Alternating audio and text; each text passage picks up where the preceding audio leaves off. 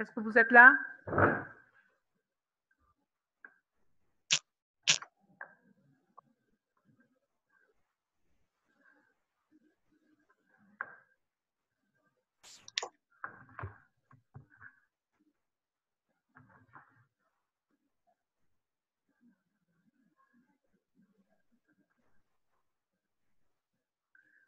Donc, on termine avec les spondylodicites.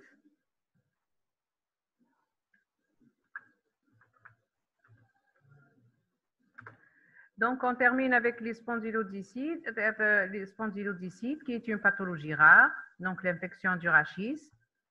Les voies de contamination donc, sont comme donc, soit hématogènes, soit par contiguïté, soit sur infection du site opératoire, quelqu'un qui s'est fait opérer pour l'abdomen ou pour le rachis. Quand il s'infecte, ça peut toucher aussi le disque intervertébral. Les germes, l'agent causal, donc il peut être comme les arthrites septiques, soit les germes à staphylocoque, donc les germes banaux, soit les entérobactères, les Escherichia coli ou le Klebsiella ou l'entérobactère ou streptocoque, soit une infection spécifique telle que les spondylodicites, tuberculose, soit la brucellose, ou bien les champignons, qui est quand même une infection très rare au niveau du rachis, au niveau du rachis. Donc, le diagnostic, qu'est-ce qu'il y a, c'est ce qu'évoque la spondylodicite, c'est quand on a un syndrome infectieux, donc il ressemble à l'arthrite septique à germe banal, le syndrome général, comme on a vu dans l'arthrite infectieuse à germe banal.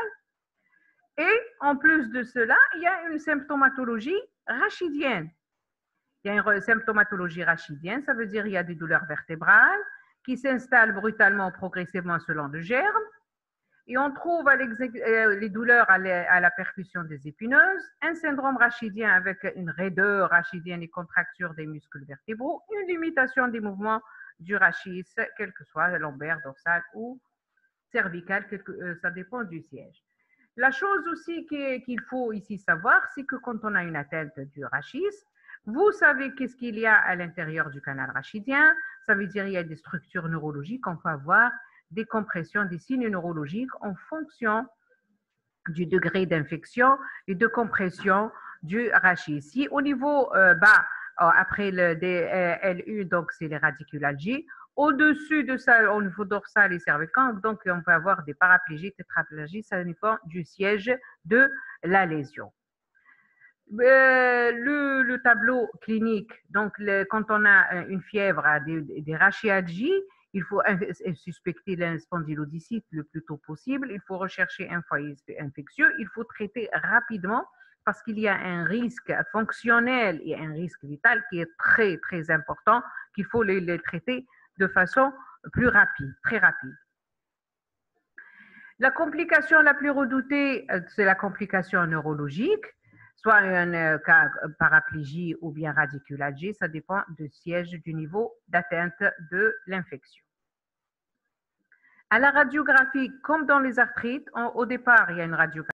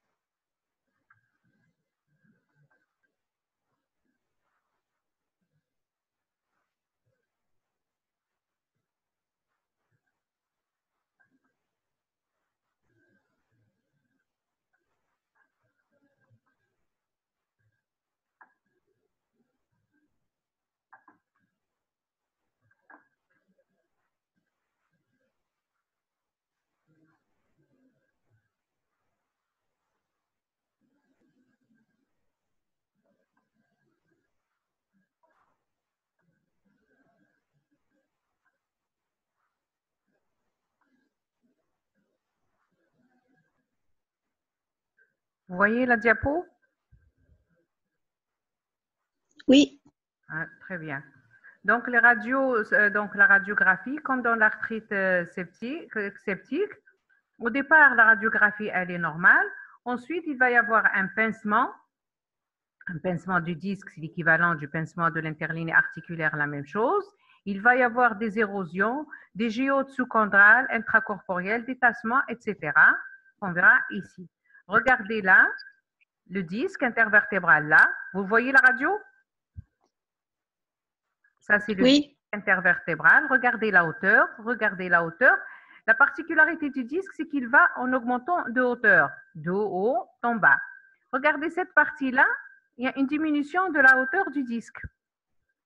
Là, c'est l'équivalent de là. Donc, il y a un pincement. Ici, il y a un grignotage. Il y a une diminution de la hauteur. Ça veut dire que le disque, il est infecté, il perd son hauteur. Ici, c'est une radiographie, pardon, c'est une IRM. Regardez cette partie-là. Regardez la tonalité quand vous lisez une IRM, ça c'est la tonalité de l'os, ça c'est la vertèbre. Cette partie-là, il y a une tonalité hydrique qui ressemble à la tonalité de la moelle. Ça veut dire le germe, il est là dans cette partie-là. Avec la disparition de l'interligne, il y a une collection. Regardez, il y a une collection. Le mur antérieur, regardez ici, il y a une réaction avec destruction ici des plateaux. Là, ça c'est la vertèbre. Ici, ça montre une épidurite, il y a atteinte ici du mur postérieur et des structures qui sont là, cet aspect-là qui comprime un petit peu la moelle et la racine. Donc, c'est une épidurite ici épidurite avec une petite compression médulaire.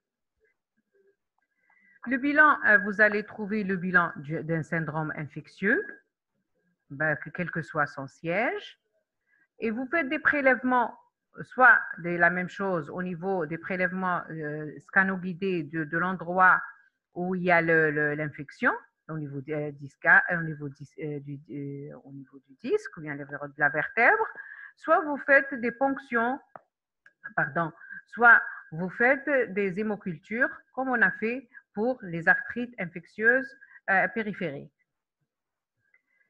Donc, selon le germe, la tuberculose, la même chose, c'est le tableau de la tuberculose d'une phase générale. La localisation vertébrale, ça dépend du siège de la localisation. Parfois, on a des multi-étages pour les immunodéprimés, pour les drépano, pour les cancéreux et pour les malades qui sont tarés. Il faut le début, il est progressif. Pour la brucellose, il y a toujours la notion de comptage professionnel avec la fièvre suduro-algique. Les mycoses, c'est rarement cette pathologie. Le traitement, donc, quand on a une atteinte du vertèbre, le plus urgent, c'est l'immobilisation. Donc, un corset, parfois, on est même de faire un corset plâtré. Le traitement antibiotique, il est le même que l'arthrite périphérique. Donc, les spondylodicites sont moins fréquentes que les infections périphériques. La stratégie diagnostique et thérapeutique doit être bien codifiée. Donc, il faut bien sûr porter un grand intérêt pour l'enquête bactériologique pour donner le traitement équivalent pour avoir le nettoyer et stériliser le foyer le plus rapidement possible. Bien sûr, avec maintenant les antibiotiques et la progrès de la science, le diagnostic précoce par l'IRM, donc on peut faire le diagnostic plus rapidement et on peut sauver le rachis mieux qu'avant. Voilà. Est-ce que vous avez des questions par rapport aux arthrites septiques? Sinon, on passe à l'arthrose.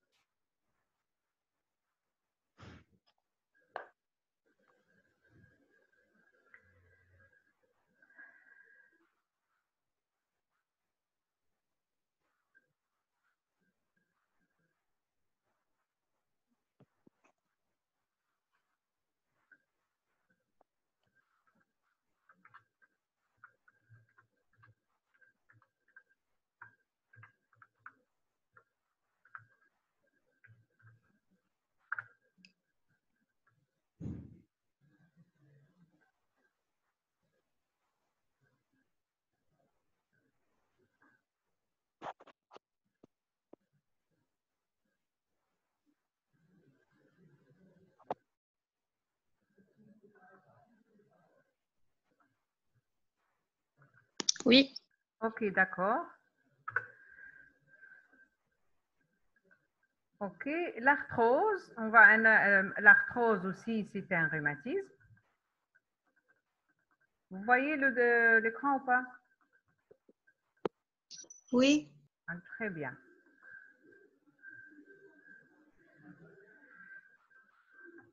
Donc, l'arthrose,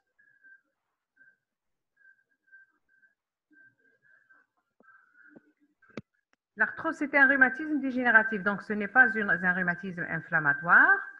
L'arthrite, le siège de l'arthrite, le siège de l'inflammation, c'est où? C'est au niveau synovial. L'arthrose, le siège de l'anomalie, c'est le siège de l'anomalie, c'est au niveau du cartilage. Très bien, c'est le cartilage. Très bien. Donc, l'arthrose, c'est l'usure du cartilage. Quand on a l'usure du cartilage, donc il y a perte de cette partie-là qui protège l'os sous-chondral et on aura l'atteinte de l'os sous-chondral avec production des ostéophytes. Donc, c'est une pathologie fréquente parce qu'elle survient tous à un moment de notre vie si donc on va avoir de l'arthrose. Vous savez que l'arthrose, elle survient chez le sujet âgé. Donc, c'est une cause d'invalidité majeure. Il faut savoir que le sujet âgé, il n'a pas que l'arthrose, il y a d'autres morbidités aussi. Il a des problèmes de cœur, il a des problèmes de tension, problèmes de métabolique, etc. Le cartilage, comme vous le savez, c'est un tissu avasculaire non innervé et qui se nourrit à partir du liquide synovial. Et quand on développe l'arthrose, c'est qu'il y a un déséquilibre entre la synthèse et la destruction de la matrice cartilagineuse. Voilà une personne qui n'a pas de cartilage, d'arthrose à l'état normal. Avec l'âge, donc l'autre tissu, le cartilage, il perd ses caractéristiques. Et avec le temps, donc l'os épiphysaire, il est mis à nu et ça donne ici une atteinte de l'os sous-chondral. Les facteurs de risque de survenue de l'arthrose, c'est l'âge, le sexe, donc il y a plus de femmes que d'hommes. On dit que les hormones protègent le cartilage, et ça, donc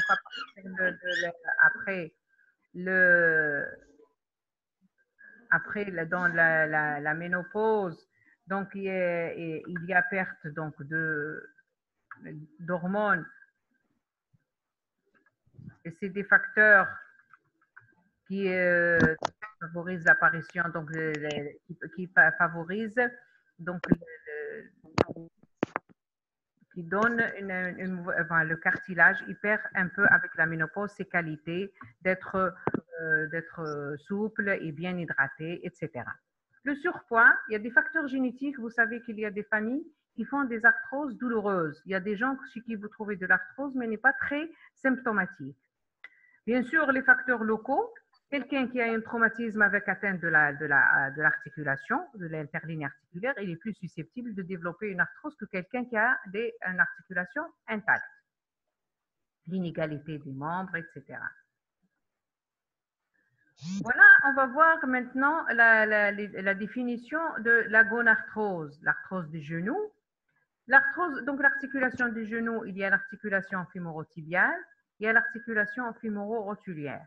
On peut avoir soit l'arthrose de cette partie, la partie externe, partie interne, fémoro-rotulienne, ou les trois, ou les deux, etc. Donc, l'arthrose fémoro-interne, cette partie-là est la plus fréquente. Et parfois, l'arthrose, elle est découverte au cours d'une exploration radiologique de routine. Parfois, elle est là, mais elle est asymptomatique. Elle atteint donc la gonarthrose fémoro. On va commencer par l'arthrose fémoro-patellaire, celle-là. Donc, vous allez vous projeter dans cet espace-là. Ça touche la femme au-delà de 40 ans. Souvent, elle est bilatérale.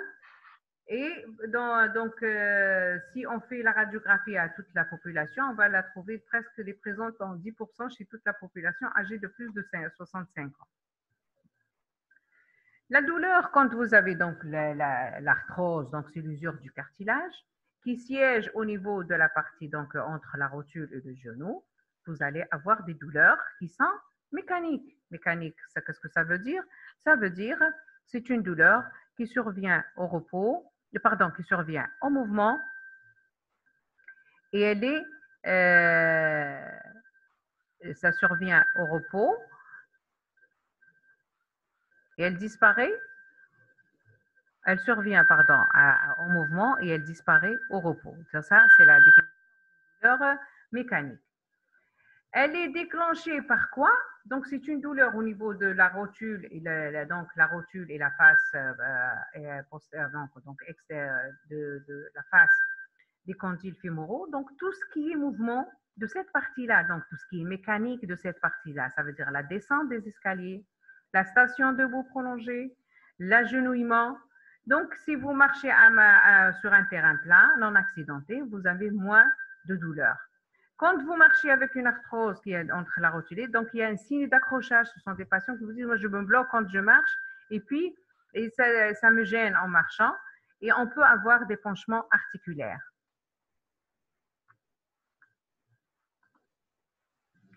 Vous allez examiner votre patient. Vous allez trouver une douleur donc contrariée à la jambe. Vous faites une pression sur la rotule, ça fait mal. Vous touchez la rotule, ça fait mal. Le signe du rabot est douloureux. Et on a la manœuvre de Zolène qui est positive. Voilà. Ça, c'est la manœuvre de vous faites bouger comme ça la rotule. Donc, vous allez sentir un craquement. C'est le signe du rabot. Là, c'est le signe du Zolène. Vous mettez un patient en décubitus dorsal, de jambes tendues. Vous mettez la rotule, vous la pétez, vous donnez au patient de faire la contraction du quadriceps. Donc, normalement, la rotule, elle va remonter. Et vous la bloquez ici. Chez quelqu'un fémoro-patelleur, c'est douloureux. Voilà. Je ne sais pas si vous voyez la vidéo. La vidéo, vous la voyez bien?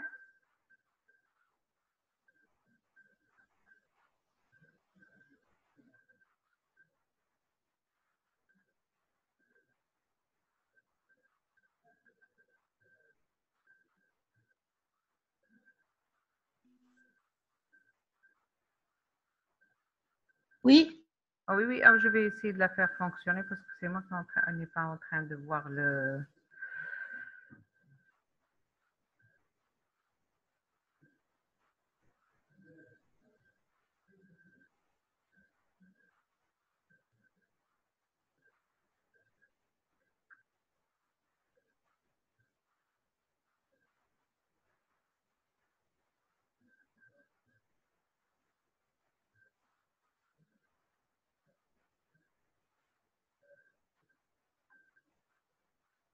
Elle n'a pas voulu fonctionner la vidéo. On va la voir sur l'examen clinique quand on verra l'examen. Si on aura des séances de TD, vous allez la voir cette vidéo et vous me rappelez s'il vous plaît. La radiographie, vous faites une radiographie, ce qu'on demande pour une arthrose fémoro-patellaire, c'est l'incidence axiale, une radiographie des genoux face et profil des deux genoux en charge. Donc, on va trouver le pincement et on va voir la face postérieure, bien sûr, de la rotule. Et c'est ce qu'on va voir sans ces clichés-là. Là, une radiographie normale. Là, c'est l'interligne. Là, c'est la hauteur, la régularité de la surface articulaire et la tonalité de l'os. Ça, c'est une arthrose. Vous allez avoir un pincement de l'interligne fémoro-tibiale. Ici, fémoro-patellaire, on fait la radiographie de profil. Vous allez trouver des ostéophytes là et là. Ça, c'est pas un ostéophyte. Ça, c'est un antésophyte. Calcification du quadriceps. Ça, c'est l'ostéophyte. Vous allez faire ça, c'est l'incidence axiale. Ici, l'incidence axiale normale, c'est à 30-60 degrés. Vous allez voir, interne, externe. Là, on a un pincement de costéocondensation et des ostéophytes fémoro-patellaires. L'arthrose, elle évolue de façon capricieuse, elle est lente et donc à la langue notamment. Donc, il y a des gens qui vivent sans beaucoup de difficultés. Il y a des gens qui font des poussées Bien sûr, il faut chercher la myotrophie articulaire du quadriceps et musculaire. Parfois, on a un kyste, il faut le ponctionner.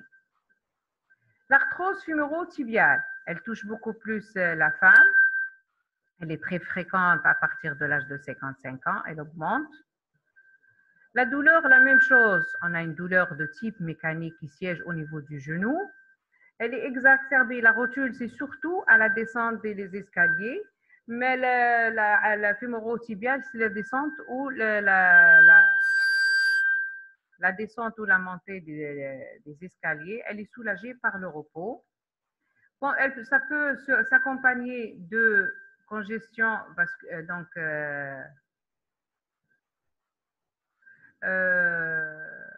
on va des congestions, ça veut dire il va y avoir des épanchements avec recrudescence nocturne parce qu'il y a un épanchement qui est survenu. Vous allez examiner votre patient à la recherche de troubles de la statique, à la recherche d'un craquement, et éventuellement un épanchement par le choc rotulien. Rechercher les déformations. Ou bien, s'il existe un genou stable ou instable, ça, c'est pour les gestes que vous allez faire plus tard. Ça, c'est le genou valgum. Ça, c'est le genou varum. C'est l'augmentation entre la distance entre les deux condyles fémoraux. Ça, c'est la augmentation en X, augmentation de la distance entre les deux malléoles internes. Voilà, c'est ces patients qui ont des arthroses que vous voyez. Ça, c'est un genou recurvatum. C'est un trouble de l'élasticité. Ici, ce sont des gens qui sont hyperlaxes. Donc, en décubitus dorsal, on va rechercher une limitation des mouvements de la flexion. Il faut savoir que la flexion, elle est longtemps conservée. On peut trouver un craquement. Il faut rechercher aussi un épanchement. Voilà. Avec le temps, on en trouve un genou globuleux comme on l'avait ici. Regardez le genou globuleux. Il y a une perte aussi de les reliefs anatomiques normaux. Comme vous êtes jeune, vous voyez les reliefs anatomiques de votre articulation. Ça ne ressemble pas à ça. Il faut tester la stabilité des articulations. Ça, c'est un épanchement.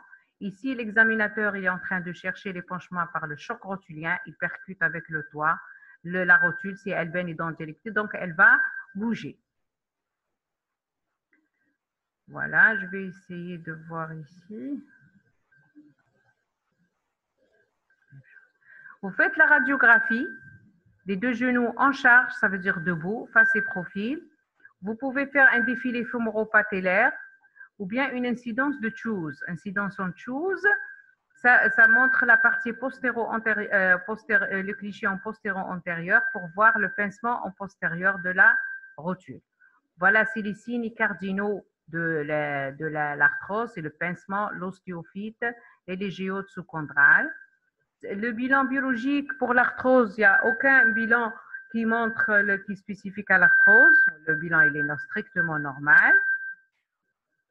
Et voilà les incidences de la radiographie du genou. En face, vous voyez la surface ici, un petit pincement, diminution de la hauteur ici. En incidence de tout ça, c'est un pincement en postérieur, qui est plus important de ce côté que celui-là. Regardez ici. En profil, on va voir la rotule et le pincement aussi s'il y a d'autres corps étrangers ou bien des calcifications en postérieur. Voilà les stades radiologiques de la classification d'Albar. Stade 1, regardez un pincement inférieur à 50%. Stade 2, un pincement qui dépasse les 50%. Ici, donc, c'est les deux bouts qui se touchent, stade 3. Et stade 4, c'est une déformation, donc cupule qui dépasse les 5 mm. Ici, c'est la dépasse de 5 mm et puis destruction avec disparition totale de l'interligne articulaire. Regardez ici les signes d'arthrose fémoro-rotulienne. La même chose, regardez les ostéophytes là et là avec le pincement. Ici, regardez les ostéophytes ici avec des épines ici tibiales qui sont pointues. Regardez avec des coulées et l'ostéophytique là avec un pincement important au niveau interne. Ici, c'est toute l'interligne qui est pincée pratiquement. La même chose. Regardez le pincement des ostéophytes là, là et là. Regardez l'ostéophyte comme il est important ici. La même chose là, avec une déminéralisation osseuse diffuse.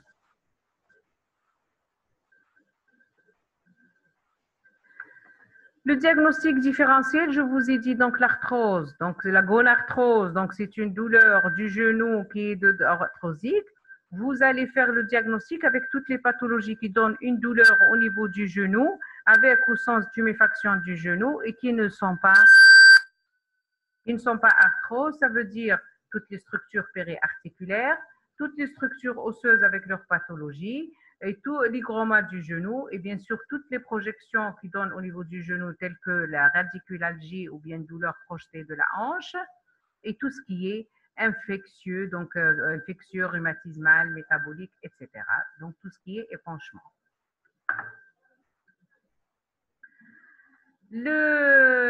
L'arthrose fémorotibiale donc évolue de façon variable. Au départ, on ne peut pas dire qu'il y a les facteurs pronostiques, on ne peut pas les prédire. Et l'obésité, le traumatisme jouent un rôle important comme facteur de mauvais pronostic.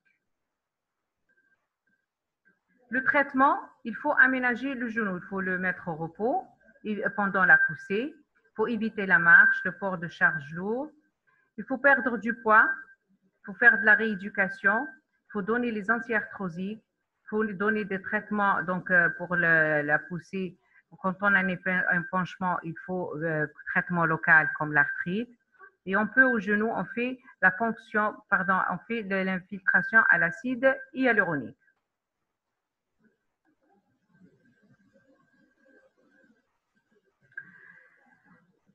Voilà les traitements antalgiques. Du paracétamol en première intention. Si le patient, la douleur disparaît au paracétamol, ce n'est pas la peine d'associer d'autres médicaments parce que vous savez, ce sont des pathologies qui surviennent chez un sujet âgé qui a beaucoup de médicaments en parallèle, qui a beaucoup de tard.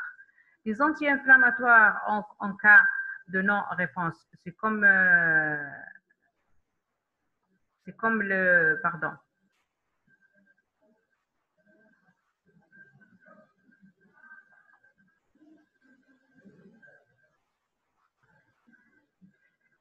où est-ce qu'on est? Vous entendez?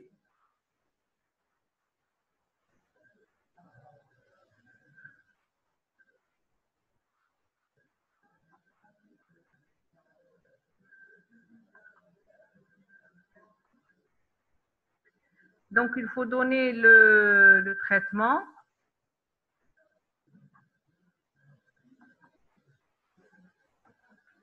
Les morphiniques sont rarement utilisés. La corticothérapie, c'est surtout, parfois on est obligé d'utiliser de faibles doses de corticoïdes quand le patient est allergique ou bien ne supporte pas les ANS ou le paracétamol. Le traitement local, la ponction, il faut faire un lavage, il faut faire des infiltrations aux corticoïdes avec l'acide hyaluronique en cas de besoin. Les anti-arthrosiques, les voilà. Et voilà les effets. Donc, ils ont un effet sur la douleur, sur l'épargne de consommation des médicaments antalgiques et anti-inflammatoires. Ils ont un effet structurel et ils agissent en réduisant la dégradation du cartilage. Traitement chirurgical en cas où il y a une grande destruction. Donc, la gonarthrose, c'est une affection qui est fréquente, souvent invalidante. Donc, la gonarthrose doit bénéficier d'une prise en charge globale. On a une mesure d'hygiène, orthopédique, thérapeutique moderne, recourir à la chirurgie peut être retardé, voire évité dans de nombreux cas. La coxarthrose. La coxarthrose, donc, c'est l'arthrose de la hanche. Elle peut être primitive, donc c'est en rapport avec l'âge. Elle peut être secondaire par rapport aux vices architecturaux, des malformations ou bien atteinte ou bien une arthrite infectieuse ou rhumatismale. La clinique, donc, c'est une douleur au niveau de la hanche qui est de type mécanique, soit donc la partie de la cuisse ou bien au niveau de la région trochanterienne. Et parfois, on peut avoir une douleur projetée au niveau du genou. C'est pour cela, quand on a une douleur du genou, la plupart du temps, il faut faire la radiographie du genou et la radiographie du bassin. Surtout si vous ne trouvez rien au genou, faites une radiographie du genou. Il se peut qu'il y a un problème au niveau de la hanche. La douleur, elle peut irradier au niveau de la face interne de la cuisse antérieure, la région trochanterienne. Elle s'exacerbe bien sûr quand on monte, on descend dans la position assise. Je vous ai dit le mécanique, c'est le mécanique de l'articulation. L'articulation de la hanche quand vous êtes debout, c'est une douleur mécanique. Quand vous êtes assis, c'est une douleur mécanique aussi. Donc, vous mettez en charge votre articulation. Il y a une gêne de la fonction de la hanche. Qu'est-ce qu'on fait en la hanche? On s'assoit, donc à la position assise, l'accroupissement, quand on met nos chaussures, etc. Donc, tout ce qui est mouvement en rapport avec la flexion de la hanche.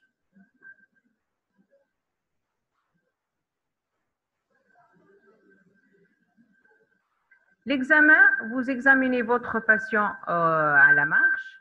Il y a une boiterie, il y a parfois l'esquive du pas, il y a une amyotrophie du quadriceps, il y a la région des muscles fessiers. Les gens, ils s'arrêtent, ce n'est plus le même périmètre, ils perdent la distance qu'ils ont l'habitude de parcourir. Ce sont des gens qui vous disent que d'habitude, je marche des kilomètres, maintenant je ne peux plus faire, je marche quelques pas et je m'arrête. Vous faites l'examen des amplitudes, vous allez trouver une limitation de la flexion. Donc, les mouvements qui vont être les plus intéressés, qui vont être limités au début, c'est la rotation interne et l'abduction. La flexion, heureusement qu'elle reste conservée pendant longtemps. L'examen général, bien sûr, vous terminez par l'examen général, l'examen de l'autre hanche, l'examen du genou et le reste des articulations.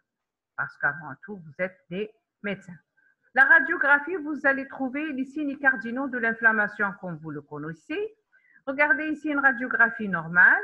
Donc, la tête fémorale, le côtil, le trochanter, le grand trochanter, le col fémoral et la crête iliaque. À l'arthrose, regardez le pincement, condensation de part et tension, et géode et les osteophytes. Ça, c'est des signes cardinaux. La coxométrie va vous permettre de vous chercher s'il y a une anomalie de la tête fémorale préexistante. Le diagnostic différentiel, donc c'est toute pathologie au niveau de la hanche qui est douloureuse, qui donne une importance fonctionnelle ou bien rapportée à la hanche qui n'est pas secondaire à l'arthrose. Donc tout ce qui est arthrite infectieuse ou rhumatismale, tout ce qui est pathologie radiculaire, donc une irradiation, les arthropathies, les tendinopathies, donc c'est les structures périarticulaires, l'algodystrophie de la hanche qui n'est pas arthrose, une fracture du fatigue du col, donc qui n'est pas arthrose, et l'atteinte des structures osseuses, métastases ou tumeurs bénins ou malins. L'évolution de l'arthrose de la hanche, la même chose comme l'arthrose, elle est lente et ça le recours à la prothèse. Il faut préserver cette hanche, il faut essayer de la sauver et repousser le maximum la mise en place d'une prothèse. Et quand on a une atteinte importante, la prothèse, donc on peut la mettre en cas de destruction importante. Le traitement, la même chose, traitement symptomatique, mise en décharge.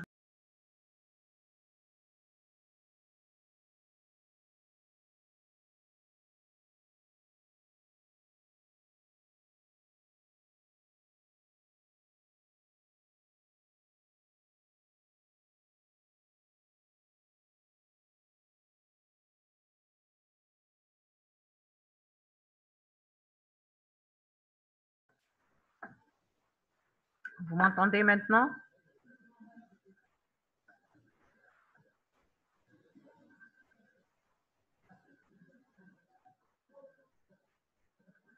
Donc, le traitement symptomatique, il faut diminuer les douleurs, bien sûr, et l'atteinte fonctionnelle par le traitement symptomatique. Il faut éviter les sports violents, la marche. Il faut utiliser une canne s'il le faut. Le traitement médicamenteux, c'est les antalgiques en priori, les INS, les anti-arthrosiques comme dans le traitement de l'arthrose. Les traitements à l'infiltration locale peuvent être utilisés de préférence sous échographie ou radioguidée ou scanoguidée. La rééducation fonctionnelle pour le renforcement musculaire et lutter contre le fléchissement, etc. La prothèse totale, quand il y a une grande destruction articulaire, la prothèse est inévitable. Voilà ce que j'ai à vous dire. Est-ce que vous avez des questions? Si vous avez des questions, donc vous les posez directement ou bien par écrit, on a un peu de temps.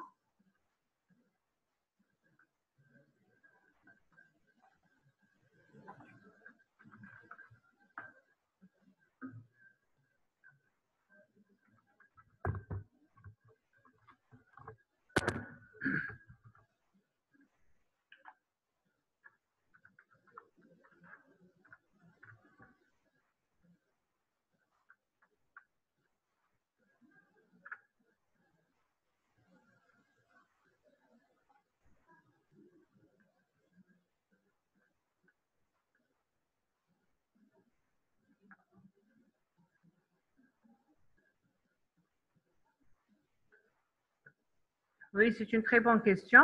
Le traitement,